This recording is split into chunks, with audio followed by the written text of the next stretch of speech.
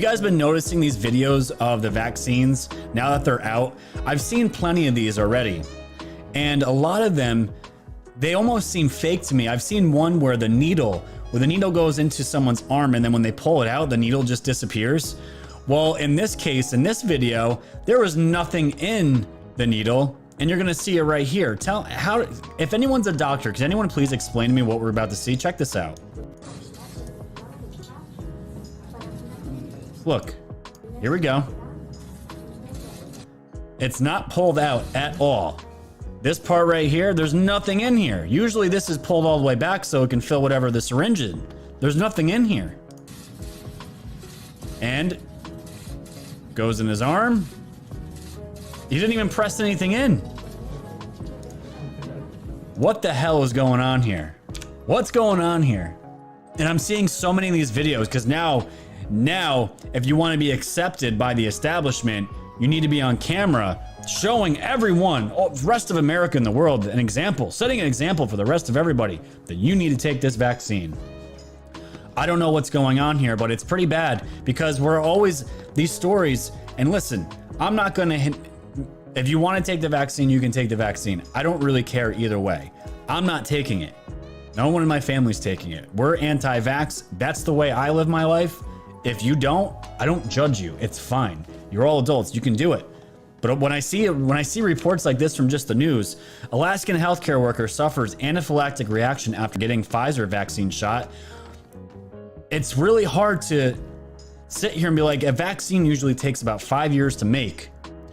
Trump did this within months, and now it's out. It's not that I don't trust Trump. It's I don't trust these pharmaceutical companies. They were given this task, and they knew whoever got first was going to be able to cash in, and whoever comes in behind them, they'll still be able to cash in, but not as much as the first guys. So do you really trust Big Pharma and what they did here? I don't know. I don't really know, but a healthcare worker in Alaska is reportedly doing well and in stable condition after suffering a serious allergic reaction. After receiving the new Pfizer incorporated coronavirus vaccine, the worker, who has been identified as a middle-aged woman, suffered anaphylactic shock and required hospitalization. She remains under monitoring by medical professionals. She will not be receiving the second dose of the 2-jab vaccine. So it's just crazy. And remember, that was a Pfizer vaccine. Look at this report on CNBC about Pfizer CEO. Pfizer CEO hasn't gotten his COVID vaccine yet, saying he doesn't want to cut in line. Oh, okay, got it. You would think the CEO of Pfizer would be taking this vaccine first up.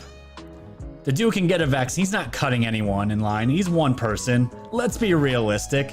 And that's why Mark Dice says here, nothing instills confidence in a product like the manufacturer not using it themselves. It's unbelievable. It's unbelievable. This is where we're at. And I've been telling people, I was saying for a while, is the vaccine going to be enough for these people?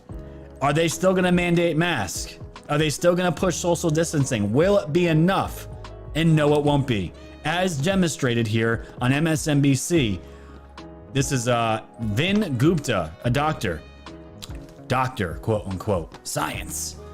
Listen to what he had to say about the vaccine. This week? Are you getting your vaccination this week? Tomorrow morning, and I'm grateful for it. Chuck, I just wanted to say, just a follow up on what Yasmin mentioned. Just for your viewers out there, I know one of the individuals who we just saw getting vaccinated is planning on traveling after the second dose. This is a source of confusion, but no, this is one of the misperceptions here. Just because you get vaccinated with that second dose does not mean you should be participating in things like traveling in the middle of an out of control pandemic, or that you're liberated from masks. Mm-hmm. Everything still applies until all of us get the 2-dose regimen. We don't think that's going to happen until June, July. And again, this goes back to what we just talked about, Chuck. We don't know if just getting the vaccination prevents serious illness, or does it also prevent you from getting infection entirely? Meaning you can still get infected with the virus potentially and pass it on to others. So really, really critical. Don't let your guard down just because you got vaccinated. You still might be able to get infected with the virus and pass on others. So please keep that in mind. See, told you guys, it will never be enough for these people. There is so much at stake with this presidency, guys. It's scary. I'm not gonna lie. I am a little freaked out. I'm a little freaked out. Things gotta start coming through soon. They gotta start happening soon, and plenty of things are happening as we're gonna get into it, because what we're heading into, guys, it's bad. It's bad, and I don't even want to think of the alternative. It's absolutely insane. But when you see stories like that, and you see stories like the one I'm about to show you, it really makes you think and question everything about what we know. This is from LifeSiteNews.com. A founder of a vaccine safety website, X-Pharma Insider, was found dead. This came out 2 days ago.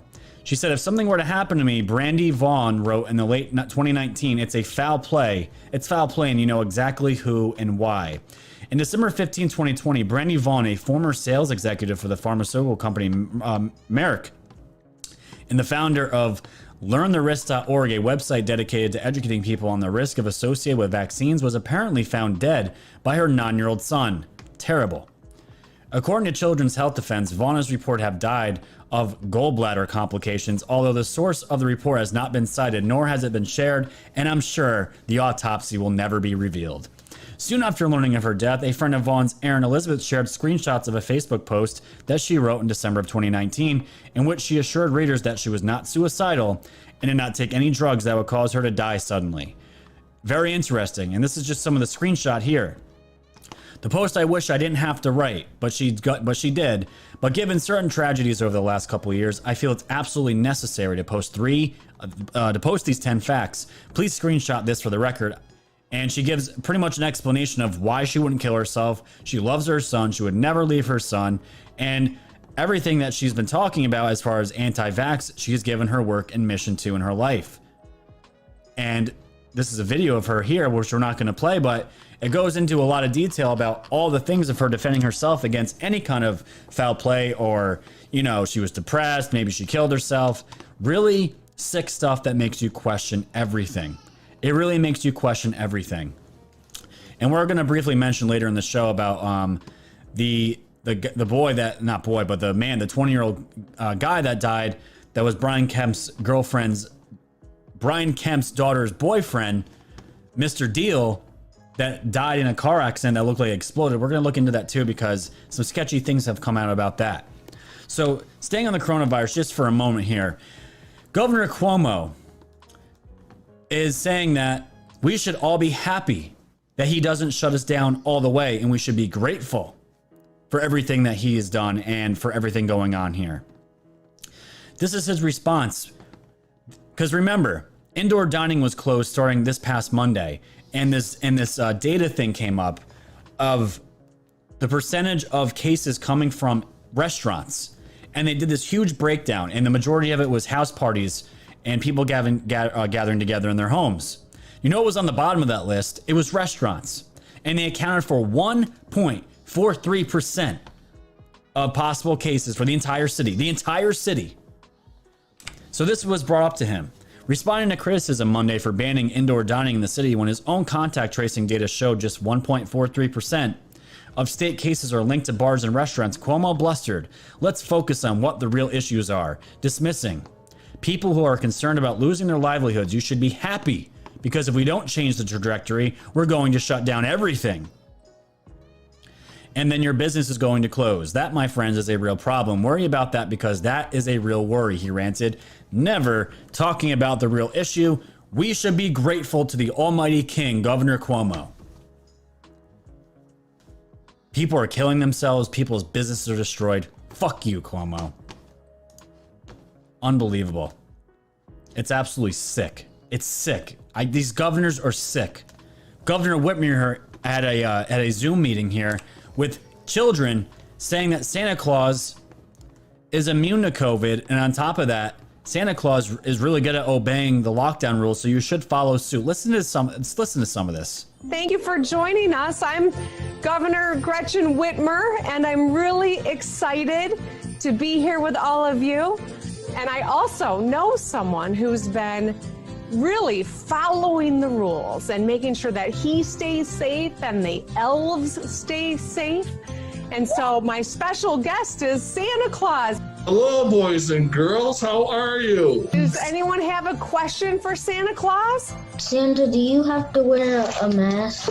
When I'm in my workshop with all my elves, we all are masked up and social distancing.